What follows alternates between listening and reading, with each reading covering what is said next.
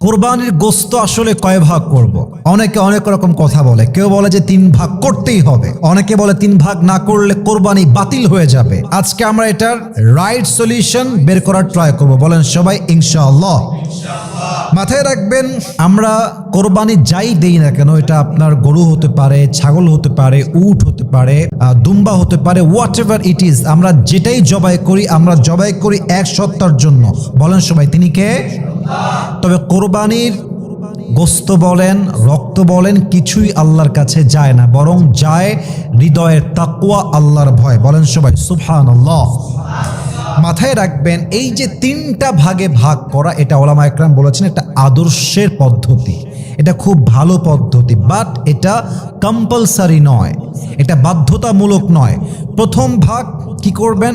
নিজের জন্য, নিজে আপনি খাবেন। এর কারণ নিজে খাওয়া মানে হচ্ছে আল্লাহর শুকরিয়া আদায় করা, এবং আল্লাহর রসুল কোরবানি দেওয়ার পরে গোশতটা নিজে আগে খেতেন। সুবহানাল্লাহ পড়বেন না তো সবাই? 1 নাম্বার। 2 নাম্বার হচ্ছে রিলেটিভসদের কাছে বন্টন করা, যারা আত্মীয় আছে তাদেরকে ভাগ বটরা করে দিয়ে দেওয়া। 3 নাম্বার হচ্ছে যারা নিডি, যারা পোর, গরিব, এদের মাঝে দিয়ে দেওয়া।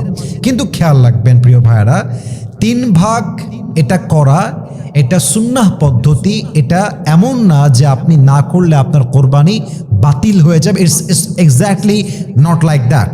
তবে মাথায় রাখবেন, আপনি যে আত্মীয়দেরকে দিবেন এটা আত্মীয়দের হক, গরিবকে দিবেন এটা গরিবের হক। আপনি যদি কোরবানি করে সমস্ত গোশত প্রিজার্ভ করে রেখে দেন, ফ্রিজেই রাখেন, আমি একাই খাবো আর কাউকে দিব না, এটা আমার ভাগ, এটা আমার কোরবানি, এটা আমার টাকা, তাহলে কোরবানির হকটা পরিপূর্ণ আদায় হবে না।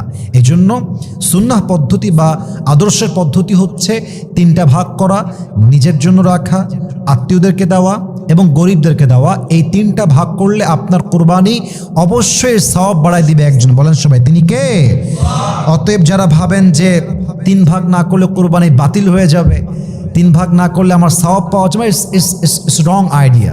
বরং এটা আদর্শের পদ্ধতি, ইটস নট কম্পালসারি, এটা বাধ্যতামূলক নয়, বরং করাটা হচ্ছে একটা ভালো তরিকার মাঝে পড়ে, সুন্নাহ তরিকার মাঝে পড়ে।